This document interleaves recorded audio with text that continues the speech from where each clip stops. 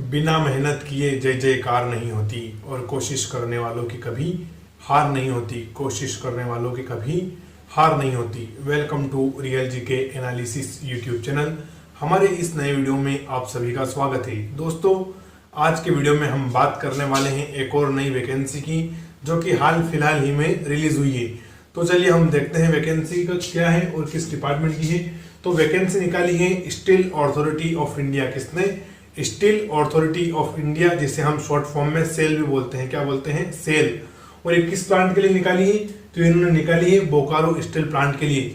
आपको पता होगा दोस्तों कि बोकारो स्टील प्लांट एक बहुत बड़ा स्टील प्लांट है भारत का, जो कि झारखंड राज्य में स्थित है और यहाँ लगभग 13,000 से अधिक एम्प्लॉय काम करते हैं।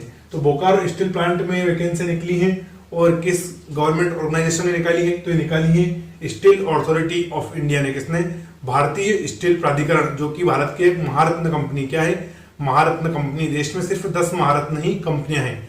तो चलिए हम देखते हैं पोस्ट का नाम क्या है और टोटल पोस्ट वगैरह सभी जानकारी आपको मैं इस वीडियो में दूंगा। तो वीडियो को अंत तक पूरा देखें। चैनल पर नए हो तो चैनल को सब्सक्राइब करें। साथ ही अगर कुछ भी पढ़ने में दिक्कत आ रही है, थोड़ी सी वीडियो की क्वालिटी आप बढ़ा सकते हैं। तो चलिए देखते हैं हम सबसे पहले पोस्ट नेम।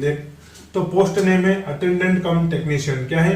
अटेंडेंट कम टेक्नीशियन। तो यानी कि टेक्नीशियन लेवल की पोस्ट है। अगेन रिपीट कर दूं मैं पोस्ट का नाम, अटेंडेंट कम टेक्नीशियन। अगर हम टोटल पोस्ट की बात करें तो वो है 146। कितनी? 146 टोटल पोस्ट रहने वाली है आपकी।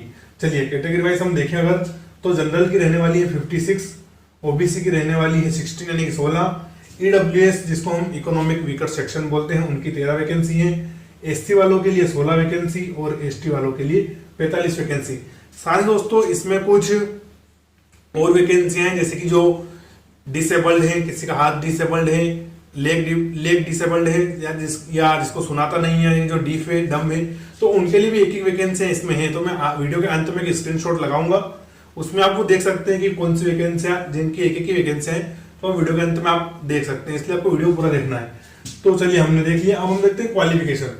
तो दोस्तों इसमें क्वालिफिकेशन मांगी है 10th प्लस, यानी कि आप 10th पास के साथ ही 1 ईयर नेशनल अप्रेंटिस सर्टिफिकेट, यानी कि जब आईटीआई करने के बाद हम अप्रेंटिस करते हैं तो उसका सर्टिफिकेट इन्होंने मांगा है। तो 10th plus 1 year national apprentice certificate. साथ ही दोस्तों जो आपकी आईटीआई में आपने ट्रेड किया है तो सिर्फ एनसीवीटी का ही इसमें मान्य है। एनसीवीटी यानी कि नेशनल काउंसलिंग वोकेशनल ट्रेनिंग। क्या है? National counselling vocational training, NCVT जिसको बोलते हैं। तो सिर्फ इसमें एनसीवीटी को ही इन्होंने मान्य किया है। तो चलिए एक बार रिपीट कर दो, टोटल पोस्ट रहने वाली है 146 और क्वालिफिकेशन है 10th प्लस आईटीआई, और आईटीआई के साथ भी 1 साल का आपका अप्रेंटिस होना चाहिए। चलिए अब हम इंपॉर्टेंट डेट देखते हैं। तो अप्लाई डेट, इस फॉर्म भरने की ऑलरेडी चालू हो गई है 25 अगस्त 2022। क्या है? 25 अगस्त 2022 से आपके फॉर्म भरना शुरू हो गए और लास्ट डेट है 15 सितंबर 2022। कितनी? 15 सितंबर 2022। तो आप फॉर्म भर सकते हैं, क्योंकि कल 31 अगस्त होने वाला है, तो आप फॉर्म जल्दी से जल्दी भर दीजिएगा। और जो वैकेंसी है मेल फीमेल दोनों कैंडिडेट के लिए। किसके लिए?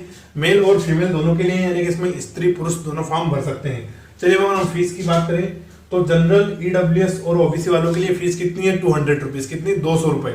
जो भी जनरल कैटेगरी ईडब्ल्यूएस और ओबीसी का है उनके लिए फीस रखी गई 200 रुपए, और एससी और एसटी वालों के लिए इसमें फीस रखी गई है 100 रुपए। कितनी? 100 रुपए। और सेम फीस महिलाओं पर भी उन्हीं कैटेगरी के अनुसार लागू होगी, यानी कि अगर जनरल कैटेगरी की महिला है तो उसको 200 रुपए देने हैं, और अगर एसटी कैटेगरी की महिला है तो उसको 100 रुपए देने हैं, यानी कि महिलाओं को इसमें छूट नहीं है। सारे दोस्तों एज की हम बात करें, यानी कि उम्र की, तो इसमें कम से कम उम्र नहीं बताई गई, क्योंकि आपको पता होगा दोस्तों कि 16 वर्ष के बाद ही आईटीआई शुरू हो जाता है और फिर 18 तक आते आदमी पास कर लेता है उसको। तो इसलिए इसमें मिनिमम एज नहीं है, लेकिन इसमें मैक्सिमम एज इन्होंने जरूर बताई है।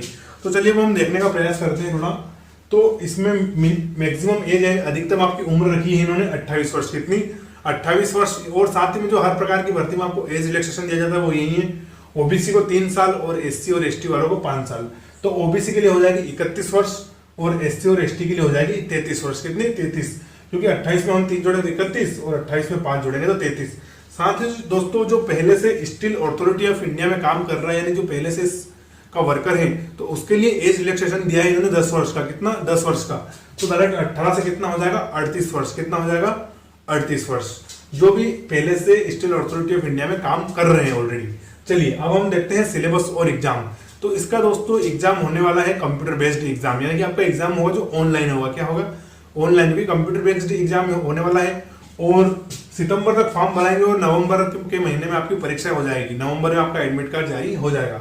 चलिए हम सिलेबस देखते हैं। सबसे पहले तो 3 विषयों से आपसे प्रश्न पूछे जाएंगे। तो एक तो है जीए जिसको हम जनरल अवेयरनेस बोलते हैं, दूसरा आपका हो जाएगा रीजनिंग सब्जेक्ट और तीसरा हो जाएगा मैथ्स सब्जेक्ट। चलिए प्रश्न देखते हैं। तो जीए जनरल अवेयरनेस से आने वाले हैं 40 प्रश्न, रीजनिंग के आएंगे 30 प्रश्न और मैथ्स के आने वाले हैं 30 प्रश्न। साथ दोस्तों मैथ्स वगैरह का लेवल इतना टफ नहीं होगा क्योंकि 10th लेवल का ही एग्जाम है ना, क्योंकि मिनिमम क्वालिफिकेशन 10th ही इन्होंने मांगा है। चलिए अब हम देखते हैं एग्जाम में टोटल क्वेश्चन आने वाले हैं आपके 100 कितने 100। साथ ही 100 प्रश्नों को हल करने के लिए आपके पास समय रहने वाला है 90 मिनट का, कितना 90 मिनट यानी कि 1.5 घंटा आपको 100 प्रश्न हल करने के लिए दिए जाएंगे। साथ ही इसमें दोस्तों नेगेटिव मार्किंग भी है और वो है 0.25 यानी कि 0.25। एक प्रश्न गलत तो आपका स्कोर में से 0.25 अंक कट जाएंगे, तो इसका नेगेटिव मार्किंग है। साथ दोस्तों इसमें मिनिमम इन्होंने पासिंग मार्क्स भी रखा है, तो वो भी आपको देखना जरूरी है। तो जो अनरिजर्व है यानी जनरल कैटेगरी वाले हैं उनके लिए 50% अंक लाना जरूरी है और ओबीसी एससी और एसटी वालों के 40% अंक इसमें लाना जरूरी है। ये क्या है पासिंग मार्क्स के दोस्तों। साथ दोस्तों अब हम इसमें देखते हैं फिजिकल। इसमें आपका नॉर्मल फिजिकल मांगा है इन्होंने, तो हम देखते हैं। सबसे पहले हम देखते हैं हाइट। तो मेल की इन्होंने हाइट मांगी है 155 सेंटीमीटर, कितनी 155 सेंटीमीटर, जो कि काफी कम है। एक नॉर्मल व्यक्ति की 155 सेंटीमीटर हाइट तो होती है।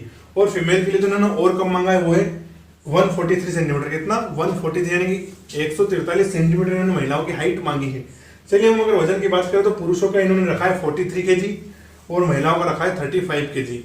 तो ये भी वजन आसानी से आपका हो ही जाएगा। तो फिजिकल में आपको कोई किसी भी प्रकार की दिक्कत नहीं आने वाली है, फिजिकल इसमें काफी नॉर्मल है। अगर हम दोस्तों सैलरी की बात करें तो आपको पहले 2 वर्ष में आपका ट्रेनिंग पीरियड मानेंगे, क्या मानेंगे ट्रेनिंग पीरियड, यानी कि आपको अभी 2 साल तक ट्रेनिंग दी जाएगी। तो उस समय आपकी सैलरी 12,000 पहले वर्ष में और दूसरे साल में रहने वाली है 16,000।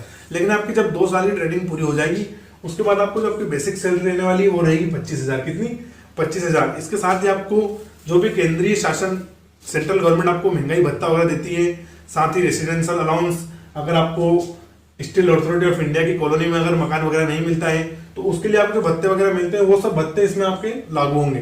तो ये जो 25,000 मैंने लिखी है आपकी बेसिक सैलरी है। तो दोस्तों इतना ही था। इसमें हमने टोटल पोस्ट वगैरह की बात कर ली, डेट सिलेबस की बात कर ली। साथ ही दोस्तों ये जो वैकेंसी है ये रहेगी सिर्फ बोकारो स्टील प्लांट के लिए। किसके लिए? बोकारो स्टील प्लांट के लिए, क्योंकि स्टील अथॉरिटी ऑफ इंडिया देश में बहुत सारे स्टील प्लांट रन करता है, जैसे कि राउरकेला, भिलाई, जमशेदपुर। तो उसमें से एक प्लांट है बोकारो स्टील प्लांट, जो कि बहुत बड़ा है।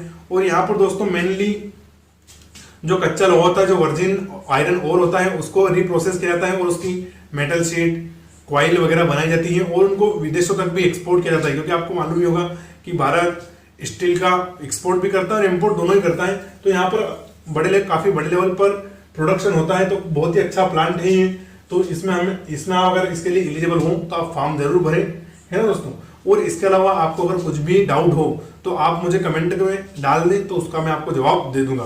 साथ ही जो स्पेशल कैटेगरी है उनके लिए मैं वो लगाने वाला हूँ स्क्रीनशॉट, तो उसमें आप देख सकते हैं कि कोई हैंडीकैप या डिसेबल्ड हो तो उनके लिए कितने वैकेंसी, तो उसका मैं स्क्रीनशॉट अंत में जरूर लगाऊंगा। तो हमारा वीडियो यहीं तक था। वीडियो पूरा देखने के लिए थैंक यू। जय हिंद।